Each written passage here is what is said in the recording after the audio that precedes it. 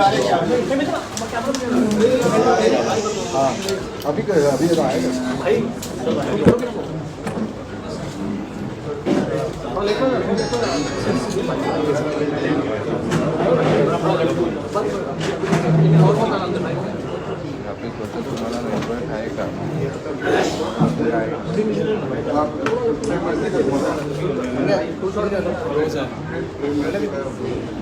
अडवला मी 3-8 आपण मला वाटतं गेल्या बरोबरच भेटलो आणि गेल्या विषय वेगळा होता. त्या विषयाबद्दल मी शिवसेनेचं मत परखडपणे मांडलं.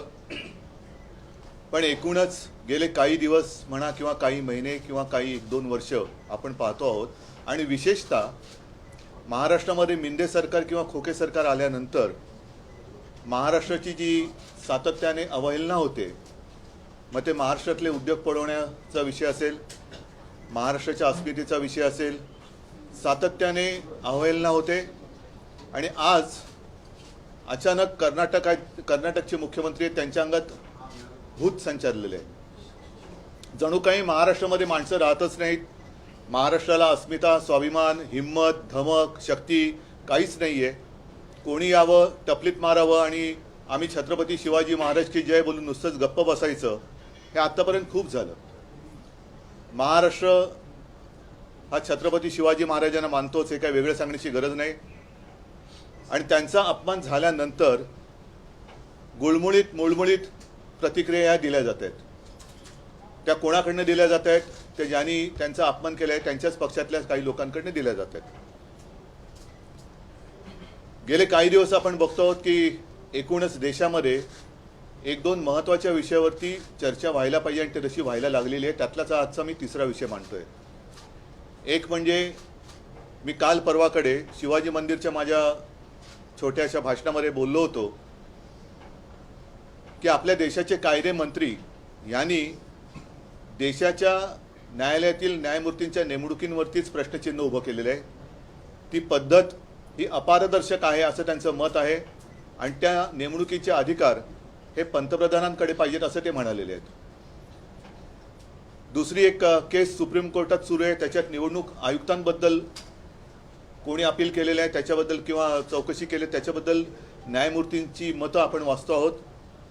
आणि न्यायमूर्तींचं मत स्पष्टपणाने ते काल परवाकडे आलेलं आहे की या देशाला सेशनसारखा निवडणूक आयुक्त पाहिजे की वेळ पडलीच तर अगदी पंतप्रधानांवरती जरी कारवाई करण्याची वेळ आली तरी तो मागे हटता कामा नये. आणि मग त्याने असं म्हटलेलं आहे, असं मी वाचतोय की निवडणूक आयुक्त नेमण्याची पद्धतसुद्धा तपासायला पाहिजे आणि गरज वाटली तर बदलायला पाहिजे. मग माझं मत आणखीन थोडं पुढचं जे तिसरा मुद्दा जो म्हणालो तो हाच आहे की आजपर्यंत आपल्या देशाला आता 75वा हा स्वातंत्र्य दिन आपण पाहिला. 75 वर्ष आपल्या स्वातंत्र्याला झाली. साधारणतः एक प्रघात आहे की ज्याचं सरकार केंद्रात असतं त्यांचीच माणसं किंवा त्यांच्याच विचारसरणीची माणसं ही देशातल्या विविध राज्यां किंवा सगळ्या राज्यांमध्ये राज्यपाल म्हणून पाठवली जातात. या माणसांची कुवत काय असते, या माणसांची पात्रता काय असते? जरासा एक शब्द वापरतो, कोणी गैरसमज करू नये, म्हणजे खास करून ज्येष्ठ नागरिकांबद्दल मी बोलतोय की वृद्धाश्रमातही जागा नाही अशांना राज्यपाल म्हणून नेमलं जातं का, हा सुद्धा एक आता प्रश्न केंद्र सरकारला विचारायला पाहिजे. आणि राज्यपाल नियुक्तीचे सुद्धा निकष हे ठरवायला पाहिजेत असं माझं स्पष्ट आणि ठाम मत आहे. राज्यपाल हे आपल्या महामहिम राष्ट्रपतींचे दूत असतात. राष्ट्रपती हे निपक्ष असायला पाहिजेत, ते असतात.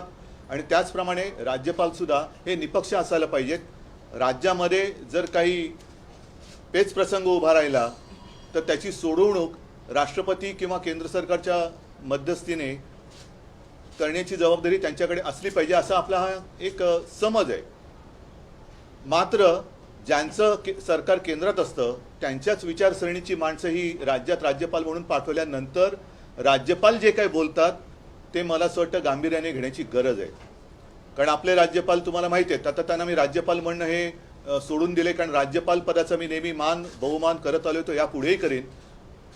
पण कोणीही व्यक्ती केवळ राज्यपाल पदाची झूल त्यांच्यावरती पांघरली म्हणजे लगेच त्यांनी वेडवाकडं काही बोलावं, हे मात्र मी आणि आपला महाराष्ट्र काही मान्य करेल असं मला वाटत नाही.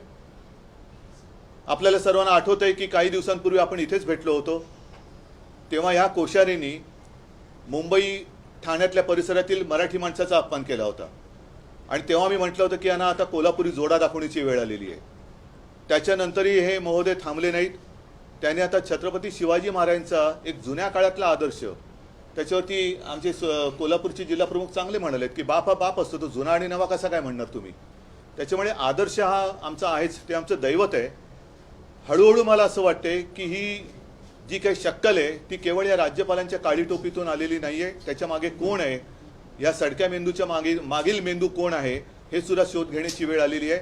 कारण हळुवारपणाने महाराष्ट्रातल्या आदर्शांचा अपमान करायचा. सावित्रीबाई फुलेंबद्दल पण असेच बोलले होते, पण आपण तेव्हा जाऊ द्या असं होतं कधी कधी, जाऊ द्या असं होतं कधी कधी.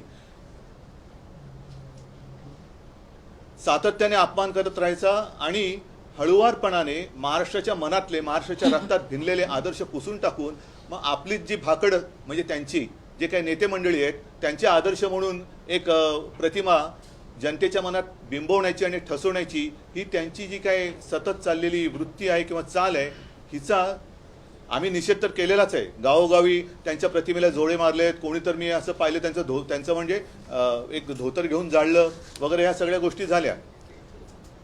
आता हे महाराष्ट्राच्या अस्मितेशी खेळत आहेत. महाराष्ट्रातले उद्योग हे गुजरातमध्ये घेऊन गेले. महाराष्ट्राचं मंत्रिमंडळ, काल तर मी असं ऐकलं की कॅबिनेट मिटिंग, मी सुद्धा मुख्यमंत्री होतो, अपवादात्मक परिस्थितीमध्ये ही पुढे ढकलली जाते. तशी काल काय अपवादात्मक परिस्थिती होती, तर अपवादात्मक परिस्थिती की यातले बरेचशी लोक हे गुजरातमध्ये प्रचाराला गेले. म्हणजे यांना महाराष्ट्र उघड्यावर पडले त्याची खंत नाही, महाराष्ट्राच्या अस्मितेचा, महाराष्ट्राच्या दैवताचा अपमान होतोय त्याची खंत नाही आहे, त्याची चिंता नाही. मग काहीतरी गोलमाल उत्तर द्यायचं आणि वेळ मारून न्यायची. त्यात आणखीन भर म्हणजे ज्या विचारसरणीची मी व्यक्ती म्हणालो त्याच विचारसरणीचे म्हणजे भाजपाचे प्रवक्ते, ते कोण त्रिवेदी का काय, सुधांशू, म्हणजे एकदम असं खोकल्यासारखं वाटतं सुधांशू, तर ते त्यांना एक उबळ आली आणि ते पण काहीतरी बोललेले आहेत. म्हणजे हा, मी आता पक्षाबद्दल बोलावं का त्यांच्या विचारसरणीबद्दल बोलावं हा शोध तुम्ही आणि आम्ही सगळ्यांनीच घ्यायला पाहिजे की महाराष्ट्राचा सातत्याने अपमान होतोय. त्याच्यामध्ये आता महाराष्ट्रातल्या गावांवरती कर्नाटकचे मुख्यमंत्री दावा सांगतायत. हाही एक महत्त्वाचा मुद्दा आहे. कारण आज महाराष्ट्रामध्ये ईडी सरकार किंवा खोके सरकार किंवा मिंधे सरकार आहे. या सरकारला मुख्यमंत्री आहेत का काही कळत नाही, कारण मुख्यमंत्री कधी बोलतच नाहीत. त्यांना विचारलं तर ते सांगतील मी काळजी करू नका, पंतप्रधानांना मी सांगितलेलं आहे. पंतप्रधान म्हणाले त्यांनी 40 गावं घेतली तर घ्या, आपण पाकव्याप्त काश्मीर जिंकल्यानंतर 100 गावं आम्ही महाराष्ट्राला देऊ, असंही ते कदाचित सांगू शकतील. पण त्यांच्याकडनं काही अपेक्षा नाहीच आहे. उपमुख्यमंत्री नेहमीप्रमाणे सारवासारव करतायत. पण सांगण्याचा मुद्दा काय की पक्षाचे किंवा राज्याचे मुख्यमंत्री, विशेषतः भारतीय जनता पक्षाच्या अखत्यारीतले, हे त्यांच्या वरिष्ठांच्या मर्जीशिवाय काही बोलू चालू शकतात का.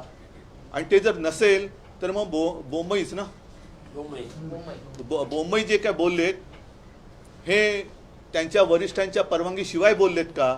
म्हणजेच भारतीय जनता पक्षाचा महाराष्ट्राच्या अस्मितेवरती घाला घालण्याचा हा प्रयत्न, महाराष्ट्राचे तुकडे पाडण्याचा प्रयत्न, महाराष्ट्राचे उद्योगधंदे इतरत्र पळून महाराष्ट्र बेकार कंगाल करण्याचा प्रयत्न हा त्यांचा पक्षाचा राष्ट्रीय कार्यक्रम आहे का, याचं उत्तर त्यांनी दिलं पाहिजे. आणि मला असं वाटतं बरेच जण, आज पवारसाहेब पण बोललेत, स्वतः उदयनराजे बोललेत, संभाजीराजे पण बोलत आहेत, आणखीन सगळेच बोलत आहेत. आता वेळ आलेली आहे की जर ह्या राज्यपालांना हटवलं गेलं नाही तर ह्या महाराष्ट्रद्रोह्यांचा विरोध तमाम महाराष्ट्रप्रेमींनी एकत्र येऊन केला पाहिजे. आणि या 2-3 दिवसात, 2-4 दिवसामध्ये आपण वाट बघूया. मी तमाम महाराष्ट्रप्रेमींना आवाहन म्हणजे विनंती करतो आहे की हे असंच चालत राहिलं तर आपल्या डोळ्यात देखत आपल्या या शूरवीर म्हटल्या जाणाऱ्या राज्याची ही अब्रू किंवा अब्रूची लखतरं ही वेशीवरती ही टांगतायत आणि ती आपल्याला नुसतं बघत बसावी लागतील. म्हणून आपण आत्ताच वेळ आहे सगळ्यांनी एकत्र येऊन एक खणखणीत आणि दणदणीत इंगा या महाराष्ट्रद्रोह्यांना हा दाखवलाच पाहिजे. मग त्याला महाराष्ट्र बंद करायचं आहे, मोर्चा काढायचा आहे, काय करायचं आहे ते ह्या सगळे जे महाराष्ट्रप्रेमी आहेत, मग मी पक्ष वगैरे बाजूला ठेवून सगळ्यांना आवाहन करतोय. अगदी भारतीय जनता पक्षातले महाराष्ट्रप्रेमी लोक जरी सोबत आले तरी त्यांना सुद्धा मी आमंत्रण देतोय की तुम्ही या. कारण पक्षीय राजकारणात जर आपली अस्मिता आणि राज्य चिरडलं जाणार असेल तर मग आपण मात्र छत्रपतींचं नाव घ्यायला नालायक आहोत. म्हणून या 2-4 दिवसामध्ये या सगळ्यांना मी बोलवतोय, सगळ्यांनी एकत्र यावं आणि केंद्राला सुद्धा सांगतोय की हे चाळे आता बस झाले. आपण इकडे जे सॅम्पल पाठवलेले आहे त्या सॅम्पलला परत त्याच्या घरी पाठवा. दुसरीकडे कुठे अधिक चांगला वृद्धाश्रम असेल तर तिकडे पाठवा, पण आमच्याकडे सॅम्पल नको, याला परत घेऊन जा. नाहीतर आम्हाला काही ना काहीतरी म्हणतोय ह्याचा अर्थ जेव्हा काही करू तेव्हा लक्षात येईल, पण आंदोलन केल्याशिवाय आम्हाला स्वस्थ बसता येणार नाही. म्हणून परत एकदा या गोष्टीचा नुसता निषेध असो किंवा हे स्लिप ऑफ टंग असं नाही आहे. ही स्लिप ऑफ टंग एकदाच होऊ शकते, सारखी सारखी होऊ शकत नाही. आणि मी जी तुम्हाला आता काही 2-3 गोष्टी सांगितल्या त्याचा जर का विचार केला तर मला असं वाटतं की हीच वेळ आहे, आत्ताच वेळ आहे.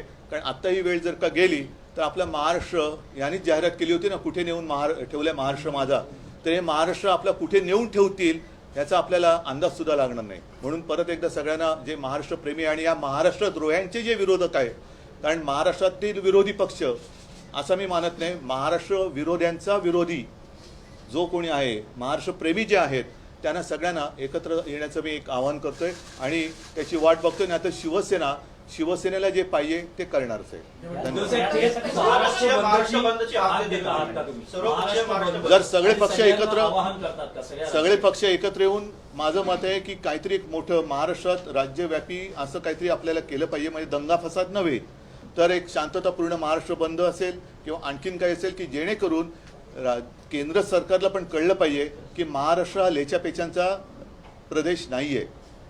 सगळ्यांना एकत्रित करण्यासाठी तुम्ही पुढाकार घेणार आहात त्या संदर्भात? मी आता तुम्हाला त्याचसाठी बोलवलेलं आहे की तुमच्या माध्यमातून जे जे महाराष्ट्र प्रेमी आहेत आणि त्याच्यात मी तुमचा प्रश्न माझ्या लक्षात आला म्हणून मी म्हणले की भाजपमधले सुद्धा महाराष्ट्रप्रेमी, असं काही नाही आहे की भाजपमध्ये महाराष्ट्रप्रेमी नाही आहेत. भाजपमध्ये सुद्धा काही महाराष्ट्रप्रेमी जरूर आहे. उल्लेख तुम्ही केला की वारंवार ही वक्तव्य करतात, तर या वारंवार वक्तव्यांचा आपण काही कायदेशीररित्या कारवाई केली पाहिजे असं हे बघा, आता कायदेशीर कारवाईबद्दल मी बोललो ना की जिथे न्यायमूर्तींच्या नेमणुकीबद्दल देशाचे कायदा मंत्री शंका उपस्थित करतायत, हा एक मोठा गंभीर विषय आहे, फारच गंभीर आहे आणि त्याची दखल न्यायालयाने घ्यायलाच पाहिजे. ती मला वाटते ते घेत आहेत. कारण केंद्राचे आपले केंद्रीय कायदा मंत्री जर असं म्हणत असतील तर मग आपण न्याय मागायचा कोणाकडे? कारण ती जी एक तो न्यायवृंद त्याला एक शब्द आहे किंवा कोलोजियम, हीच पद्धत त्यांना रद्द करून जर न्यायमूर्तींच्या नेमणुका सुद्धा त्यांना करण्याचे अधिकार, जसं निवडणूक आयुक्तांबद्दल जे काय आता न्यायालयाने प्रश्न उपस्थित केलेत, तसंच मुख्य न्यायाधीश असो इतर न्यायाधीश असो यांची सुद्धा नेमणुकीचे अधिकार केवळ पंतप्रधानांकडे द्यायचे असतील तर मग त्याच्यापेक्षा न्यायालय बंद केलेली बरी. आणि म्हणूनच मला वाटतं की न्यायालय सुद्धा जागरूक आहे. न्यायदेवता आपण आंधळी म्हणतो पण ती काय बहिरी नसते. हे सगळे शब्द ती ऐकते आणि याच्याबद्दल सुद्धा न्यायदेवता काय इलाज करायची ती करेल. राहुल साहेबांची सिक्युरिटी काढून घेतली आहे, त्यांच्या घराची रेकी केली जाते, पण आता हा नवीन फायदा पडलाय का महाराष्ट्रात ती सत्ता असली की विरोधकांच्या सिक्युरिटी काढून घेणं? मला असं वाटतं जेव्हा आमची सत्ता होती आणि ती जेव्हा परत येईल त्यावेळेला आम्ही पूर्णपणे ही व्यवस्था जी आहे, सुरक्षा व्यवस्था, ही पोलिसांच्या गुप्तचर यंत्रणेवरती सोपवली होती की ज्यांना सुरक्षेची आवश्यकता आहे त्यांना सुरक्षा जेवढी आवश्यक आहे तेवढी दिली गेलीच पाहिजे. अनावश्यक सुरक्षा हा भाग वेगळा आहे, पण संजय राऊतबद्दल मला नाही वाटत कोणी असं म्हणेल की याला अनावश्यक सुरक्षा होती. पण जिथे संजय राऊतांच्या वाईटावरतीच टपलेली लोक आहेत तिकडे सुरक्षा काढल्यानंतर जर काही घडणार नाही, पण घडलं तर ती जबाबदारी त्यांची राहील.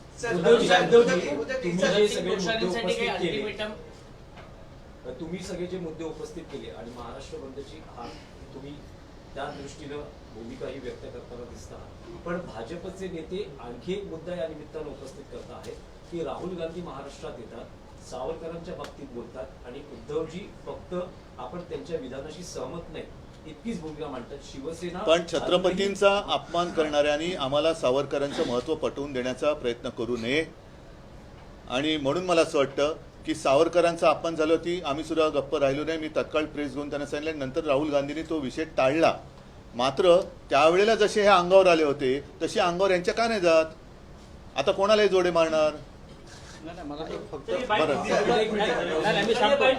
साहेबांनी जे सांगितलं आहे त्याच्यावरती तुमचं एक फक्त जोडतो की उद्धवजींनी तर इशारा दिलाच होता, पण शिवसेनेकडून महाविकास आघाडीला तडे पडतील असं स्वतः बोललेले. हां, म्हणजे हे शिवसेना पक्षप्रमुखांच्या वतीनं बोललो की आम्हाला परवा नाही अशा प्रकारच्या वक्तव्यामुळे महाविकास आघाडीला तडे पडतील, ऐक्य धोक्यात येईल आणि मी हे सहन करणार नाही, एवढी ठाम भूमिका माननीय पक्षप्रमुखांनी घेतलेली आहे.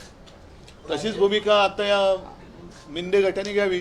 राज्यपालांसाठी काही अल्टिमेटम आपण देणार आहात की नाही? मी आता सांगितलं ना तुम्हाला की येत्या 2-4 दिवसामध्ये आपल्याला हा विषय तडीस न्यावा लागेल आणि तोपर्यंत जे जे महाराष्ट्र प्रेमी आहेत, जे जे शिवछत्रपती प्रेमी आहेत, फुले प्रेमी आहेत, त्या सगळ्यांनी, कारण छत्रपती शिवाजी महाराज झाले नसते तर हे कोश्यारी बुवा किंवा ते काय मगाशी मग काय बोलत होतो सुधांशू, हां, ते कुठे असते आणि कोणत्या वेशात असते याचा पत्ता लागला नसता.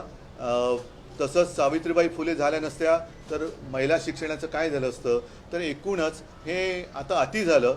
ज्याला काही आगापिछा नाही अशी लोक राज्यपालपदी नेमली जात आहेत आणि राज्यपाल पदाची अवहेलना होते, पर्यायाने महाराष्ट्राची होते.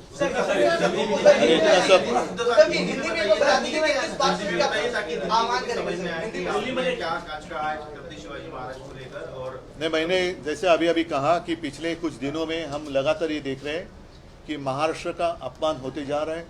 एक तो जब से ये मिंदे सरकार महाराष्ट्र में आई है उसके बाद लगातार सिलसिला जारी है कि महाराष्ट्र से एक एक करके उद्योग बाहर जा रहे हैं. उद्योग बाहर जा रहे हैं, इसमें कमी पड़ रही है. इसलिए हमारे जो राज्यपाल महोदय, मैं उनको राज्यपाल महोदय नहीं कहूँगा आपसे, क्योंकि राज्यपाल पद का आदर करना चाहिए और जिसका आदर मैं करता हूँ, लेकिन इस व्यक्ति कोश्यारी बार बार महाराष्ट्र के खिलाफ या महाराष्ट्र का अपमान करते जा रही है. कुछ दिनों पहले उन्होंने हमारे सावित्रीबाई फुले के बारे में कुछ गलत कहा, उसके पहले मुंबई ठाणे में रहने वाले मराठी लोगों का अपमान किया, और अब तो हद हो गई. हमारे जो दैवत है छत्रपति शिवाजी महाराज, उनको उन्होंने पुराने आदर्श कर कर उनका उल्लेख किया. ये पुराना आदर्श क्या होता है, और इसलिए हमारे जो जिला प्रमुख है, मुझे लगता है कोल्हापुर के जिला प्रमुख, उन्होंने एक अच्छा मिसाल दिया. उन्होंने कहा बाप तो बाप होता है, नया बाप पुराना बाप ये क्या चीज़ होती है. तो ऐसे जो लोग होते हैं इनको तुरंत यहाँ से हटाना चाहिए. और मैंने जैसे कहा कि अब एक दो विषय पर विवाद या चर्चा हो रही है. जैसे हमारे देश के लॉ मिनिस्टर है किरण रिजिजू, उन्होंने कहा, उन्होंने तो आशंका जताई है कि जो भी हमारे जस्टिस होते हैं उनकी नियुक्ति होती है उसके लिए कोलोजियम होता है, उसके ऊपर उन्होंने आशंका जताई है कि ये इसमें अपारदर्शिता है और वो अधिकार प्राइम मिनिस्टर को होने चाहिए. मतलब ये जो पूरी संस्था है, न्याय संस्था, वो भी अपने हाथ में वो लेना चाहते हैं, जिसका विरोध तो होना चाहिए और उसके ऊपर कार्रवाई कोर्ट तो करेगी. साथ ही साथ और एक विवाद चल रहा है, एक केस चल रही है सुप्रीम कोर्ट में इलेक्शन कमिश्नर के बारे में, और उसमें हमारे जो न्यायमूर्ति साहब है उन्होंने कहा है कि ये इलेक्शन कमिश्नर कैसे उनको नियुक्त किया जाता है उसके ऊपर भी एक चर्चा होनी चाहिए, उसकी एक कुछ तो सिस्टम होनी चाहिए. और इसी तरीके से गवर्नर या राज्यपाल कौन नियुक्त करता है, क्या क्राइटेरिया है. अब तक तो ऐसे माना जाता है और हमने देखा है कि जिसकी सरकार केंद्र में होती है वो उनके मर्जी से उनके व्यक्ति अलग अलग राज्य में भेजते हैं. स्वाभाविक है, जो भी व्यक्ति वो राज्य में भेजते हैं वो उनके विचारधारा के अनुसार चलते हैं. और अब ये सवाल उठता है कि जो हमारे कोश्यारी शिवाजी महाराज जी के बारे में जो उन्होंने कहा, सावित्रीबाई फुले के बारे में उन्होंने कहा, तो विचारधारा की अगर बात करें तो ये क्या भाजपा की विचारधारा है. दूसरी बात, ये थोड़ा कम हो रहा है या इससे शायद नज़र हट जाए, इसलिए हमारे जो पड़ोसी राज्य है उसके जो मुख्यमंत्री है बोमई, ऐसे लगता है कि उनके शरीर में भूत ने प्रवेश किया है, अंगात भूत है तो म्हणतो ना. और क्या कैसे पता नहीं, हमारे 40 गाँव पर उन्होंने दावा ठोक दिया. तो क्या महाराष्ट्र में लोग रहते नहीं है, महाराष्ट्र में क्या हिम्मत नहीं रही, बाकी महाराष्ट्र का स्वाभिमान वगैरह हमने कुछ छोड़ दिया. और ये ऐसे कोई भी आएगा और हमारे खिलाफ कुछ भी बकते चले जाएगा, ये अभी बर्दाश्त नहीं होगा. और इसलिए मैंने कहा कि अब समय आया है, ये सारी जो बातें हैं हम अनदेखी करें तो शायद आगे जाकर हमें कुछ दिखाई नहीं देगा. तो अब समय है, और मैं आपके माध्यम से जितने सारे महाराष्ट्र के प्रेमी है, छत्रपति शिवाजी महाराज जी के प्रेमी है, फुले शाहू अम्बेडकर सब प्रेमी है, भक्त है, उनको मैं कहता हूँ चलो पार्टी बाजू में रखते हैं. अगर हमारा राज्य रहेगा तो हम रहेंगे. देश तो बड़ा है, देश तो रहना ही चाहिए, लेकिन राज्य की अस्मिता, राज्य का स्वाभिमान, उसको अगर ठेस पहुंचती है तो हमें इकट्ठा आकर उसका विरोध करना चाहिए. और कुछ दिन इंतज़ार करेंगे, 2-5 दिन इंतज़ार करेंगे. अगर ये जो पार्सल है वो आया था अमेजोन से, वो अमेजोन से वापस जाए तो अच्छा है, नहीं तो उसको वापस भेजना पड़ेगा और नई कोई काबिल व्यक्ति महाराष्ट्र में इस स्थान पर आनी चाहिए। अन्यथा हमें कुछ ना कुछ करना पड़ेगा। जैसे महाराष्ट्र बंद की बात हो या विराट मोर्चे की बात हो, या देखा जाएगा, सबको साथ में लेकर हम तय करेंगे।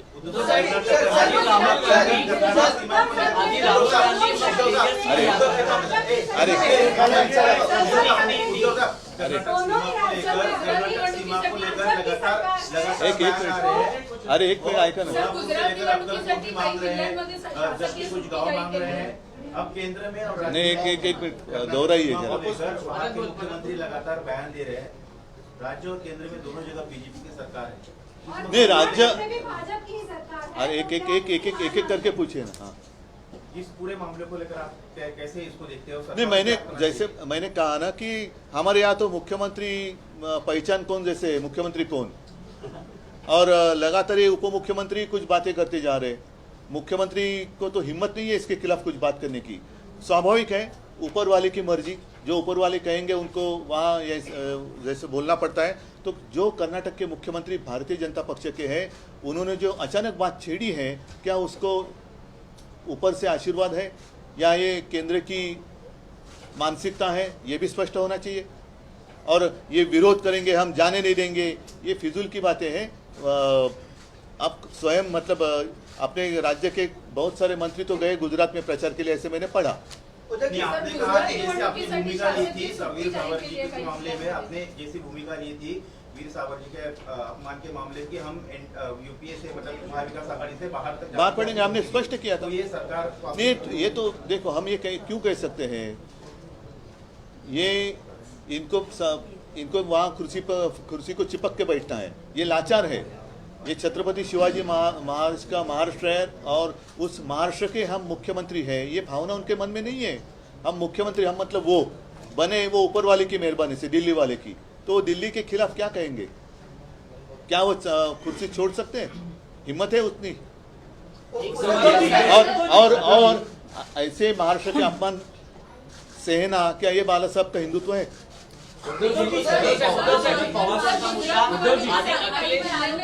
सुट्टी जाहीर करण्यात आली आहे त्याविषयी गुजरात निवडणुकीसाठी नाही, मला कळतच नाही की हे महाराष्ट्राचे मुख्यमंत्री आहे, महाराष्ट्र सरकार आहे का गुजरात सरकार आहे। मला गुजरातबद्दल आदर आहे, गुजराती जे इथे खूप राहत आहेत, वर्षानुवर्ष पिढ्यानपिढ्या राहतात, त्यांच्याबद्दल मला आदर आहे। पण असा काय प्रकार आहे? महाराष्ट्राच्या निवडणुकीच्या वेळेला कर्नाटकात सुट्टी असते का? मध्य प्रदेशमध्ये असते का? हा कोणता नवीन प्रकार?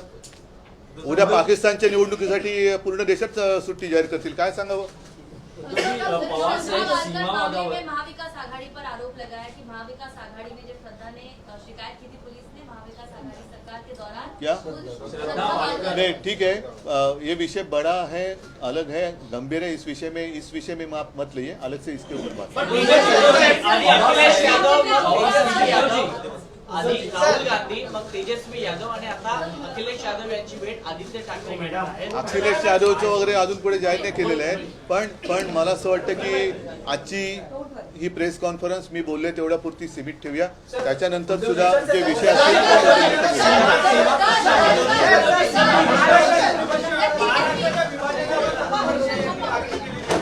महाराष्ट्र